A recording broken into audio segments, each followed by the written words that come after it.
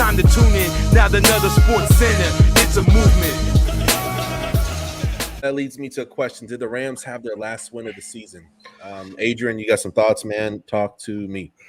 Potentially, man. Like, I mean, you guys see me right here for the people that's watching it live, for the people that's watching on YouTube, you look at the expression, this is how happy I am that the Rams won today. Right here. We beat the Jaguars. Whoop-de-doo. We were supposed to do that, right? And even then, for the first half of this game, we struggled against the Jaguars.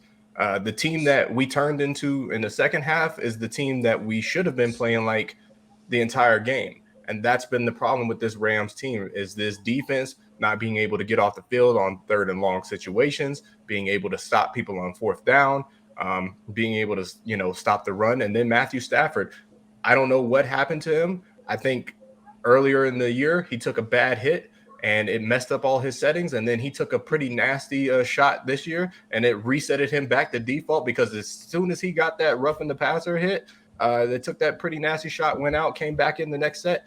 All of a sudden, he turned back into Matthew Stafford from the beginning of the season. Cooper Kupp, who had 1 target and 0 catches in the first half of the game, went to go on for 8 catches, like 142 yards, a touchdown. So, Cooper Kupp doing Cooper Kupp things. Van Jefferson had a couple nice grabs today. Aaron Donald continues to be a menace and eat alive, any offensive lineman that's out there. That being said, one of my biggest complaints is if you have AD up front doing all of this dirty work, somebody else got to get home.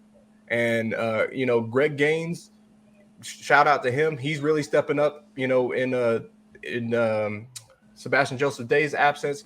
Vaughn, I still feel like he's coming. I see him bringing some pressure off the outside. I just wanted to see him get home, man. I just want to see him get home. And it's not necessarily Vaughn's fault, right? Like, because a lot of these teams, and you can go do your research, go find all these analysts that actually put up these numbers for you. But the average time from snap to throw for quarterbacks playing against the Rams, it's their fastest snap to throw of the season when they play us because they know they don't have time to sit back there all day. And, when you're rushing the passer, it's kind of hard. And when they know we have a DBs that are not holding receivers down the field, Darius Williams, who I really loved last year and was put up an all-pro season last year, and I was very high on this season. He has not looked anything close to that this year, and he's become a liability. Our secondary has become a liability. Troy Reeder continues to look like he is stuck in cement. I don't understand to this day why Kenny Young is a Denver Bronco and not sitting there paired up with Ernest Jones. I know Mike is happy. I am not. But yeah, man, I just look at the schedule the rest of the way and how the Rams have played over the last 3 weeks, not including this one. But when we played against some quality opponents, right? We played against quality opponents in Green Bay, the Tennessee Titans, and say whatever you want to say about the 49ers. Even if the 49ers were winless on the season, I don't count them out whenever they play the Rams because they always get up to play us. We have to go into Arizona this week against Kyler Murray, who's had a few weeks to get kind of healthy and stuff like that. D-Hop, like I said, will be returned to form. That's a rivalry game. If you don't think they're going to get up to play, they're going to get up to play. That's going to be a tough one. And then, after that, where we got division matchups against Seattle, who hasn't looked good. They got the win over the 49ers today. And then we still have to go see the 49ers again. Yeah. I mean, like, our schedule is a bunch of teams that are competing in the playoffs down the remainder of the stretch. And so far, the Rams have not risen to the occasion outside of playing Tampa in week 3. We haven't played anybody of quality from start to finish. So I just wonder if that's something that we can do going forward. It looks like we made a change. Well, Sean McVay made a change at running back today, given the load to Sony Michel. It looks like that paid off. He's not a very explosive runner, but he's very downhill, very in your face, and he's grabbing, 5-6 yards, making it, second and manageable, third and manageable. It's our first 100-yard rusher of the season. It's our first 100-yard performance since Cam Akers' performance against Seattle last year. So for a team that, everybody thinks about all the weapons that we have at receiver, and now with Matt Stafford, we think about, they're a very pass-heavy team. They've always been a run-first team. Even as when McVay came in there, we had Todd Gurley. Now, don't get me wrong. I feel like McVay is allergic to the run at times. But this is a run first team, and all of our passing is predicated on us being able to run the ball. So if Sony Michel can find similar success, then, I think we stand a chance of competing down the stretch. But I was high on this team as a Super Bowl favorite this year. I'm not so much right now. Perfect Cell says Rams not making the NFC Championship would be disappointing. If you had talked to me a few weeks ago, Perfect Cell, I would have agreed with you. But Rams not making the NFC Championship at this rate, kind of to be expected right now. I don't. It's interesting looking at them, man. Because like when you say, there's no way. I don't think they'll beat the Seahawks, right? The Seahawks will, like I think I called at the beginning of the year. They I thought they were going to finish last place, and they're going to. Vikings, I think that's a game that you guys should win that game too. Obviously, the Rams, 49ers, and Cardinals, those are going to be difficult games. But the thing that's been interesting for y'all for this year, bro, is like y'all have 2 wins against teams with winning records. So y'all beat a lot of teams that you should have beat. There's teams that have been competitive that y'all maybe weren't going to beat, but y'all beat the Bucks was obviously your best win of the year, and then the Colts at that time y'all beat the Colts. The Colts were 1-0 the time y'all played them. So like that's a team y'all beat. But like I'd like to see more consistency for y'all against those winning teams, and I think they're gonna mentally. I think having the 49ers as the last game is a good thing because if y'all get over that hump going into the playoffs, that could set y'all up for a little bit of a playoff run.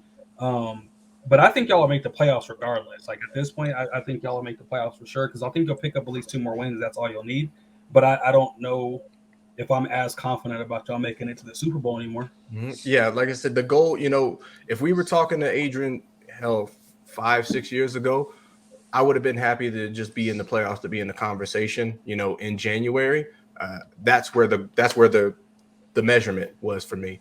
But this is a team with too much talent to be wasting around just getting to the playoffs. And then I know there's a lot of Rams fans that are, hey, if we get to the playoffs, they're satisfied. And hey, good for them. I'm glad that they can sleep at night. I, however, will continue to be pissed off until next season. I'm going to remain pissed off until we have a Lombardi in LA. I feel that. And then we take a look at the record. So right now sitting at 8-4. And then of course we got Arizona next. Big game right there. Seattle, Minnesota, Baltimore, who fell to the Steelers today. And they fell to a few teams that were like shaky, like Miami and stuff like that. Then of course San Francisco, which that could definitely be a toss-up.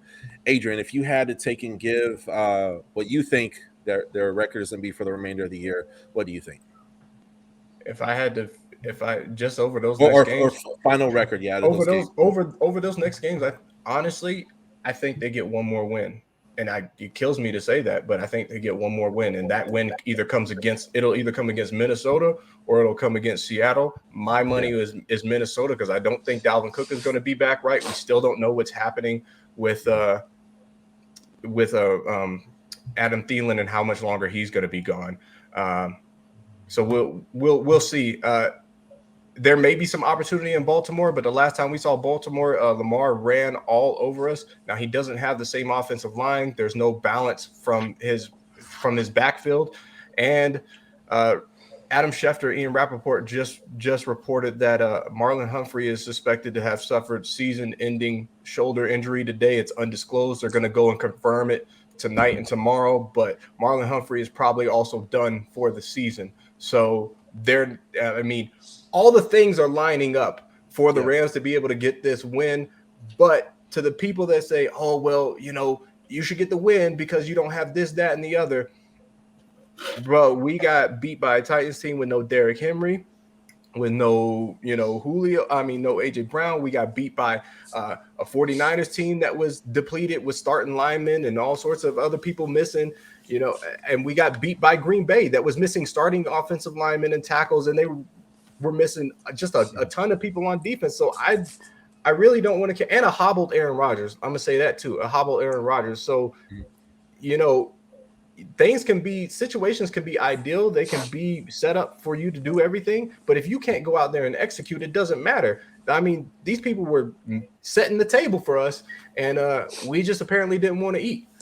I think if you the minute you start looking at the other team you're about to play and start oh, this guy's missing, that guy's missing. You're playing a dangerous game because, I've never subscribed to the thought that losing one person, and we've had these talks, losing one person is going to, kill a team's dreams or aspirations.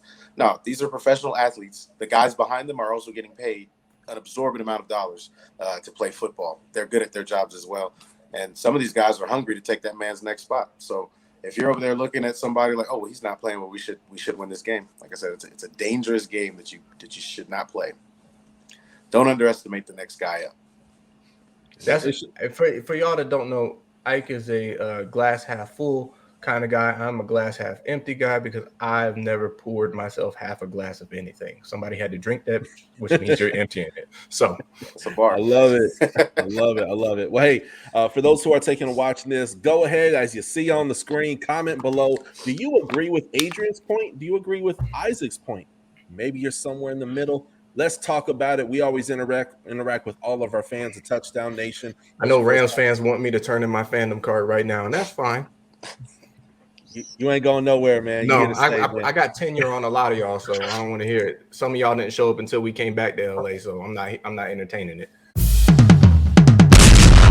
Turn 100 for the touchdown, King Crown, gain inside, leading your town, hit you faster than the sound, bad boy, throw it down, yeah, I'm ill, not my will, don't cop a fill the house, listen to the roaring crowd, drop a light, calm it down, Heisman, all the haters mouth, superhero hit them, wow, packing more action than bing, boom, bam, pow, touchdown for the win, we live, subscribe right now.